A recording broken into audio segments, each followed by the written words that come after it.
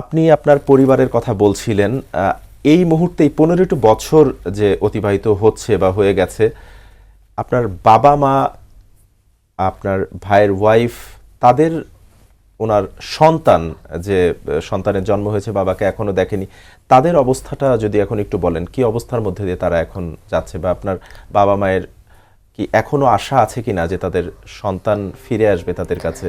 জি, এটা প্রতিনিয়তই আমাদের ভিকটিম ফ্যামিলি সবার, আমার বাবা মা, আমার ভাবি, আজকালদের যেখানে বউরা বাইরে গেলে স্বামী চলে যায়, স্ত্রী চলে যায়, সেখানে 15টা বছর হয়ে গেছে আমার ভাইয়ের জন্য। আমার ভাবি আজও তার অপেক্ষায়, সে আমার ভাই ফিরবে এই আশা নিয়ে তো অপেক্ষায়। বা আমার মা, আমার বাবা, আমরা যে আরও যে ভাই বোন আছি, আমি আছি, আমাদের সবারই একটাই যে আমাদের বাইরে এখনো ফিরবে। আমাদের মানে এটা মনে হচ্ছে যে আমার ফিরবে, বা হয়তো বা কোথাও থাকলেও থাকতে পারে জীবিত। বা আমাদের ভাইগুলো যখন কচু খেতে ছিল তখন অনেকেই কিন্তু ওখানে বলাবলি করছে যে এখানে যারা ছিল তাদেরকে সরিয়ে ফেলছে বা কিছু, এখন মেরে ফেলেছে। এখন কি হয়েছে আমরা তো আর জানি না যে আমার ভাইয়ের সাথে কি হয়েছে। আসলে এটা জানতে চাই যে আমার ভাই আসলে কোথায়। আমার ভাইকে যদি কোথাও নিয়ে লুকিয়ে রাখে, আমার ভাইকে ফেরত চাই। আর যদি মেরেও ফেলে তারা অন্তত বাকি আঙুল দিয়ে দেখিয়ে দিক যে আমার ভাইকে মেরে ওইখান থেকে ফেলে দিছে, বা আমার ভাইয়ের লাশটা একটা সান্ত্বনা নিয়ে হলেও বাকিটা জীবন পার করতে পারি।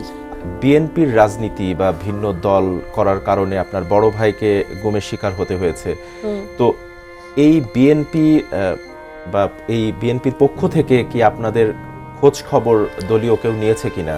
না, দলীয় এখান থেকে কোনো এমপি বা নেতা বিএনপির কেউই বাসায় গিয়ে দেখা করে নাই। আপনি বলছিলেন আপনার বড় ভাই মিটিং মিছিল বিভিন্ন প্রোগ্রামে অংশগ্রহণ করতেন, অর্থাৎ অনেকেই জানতেন বিএনপির, যে তিনি বিএনপির রাজনীতির সাথে সক্রিয় রয়েছেন।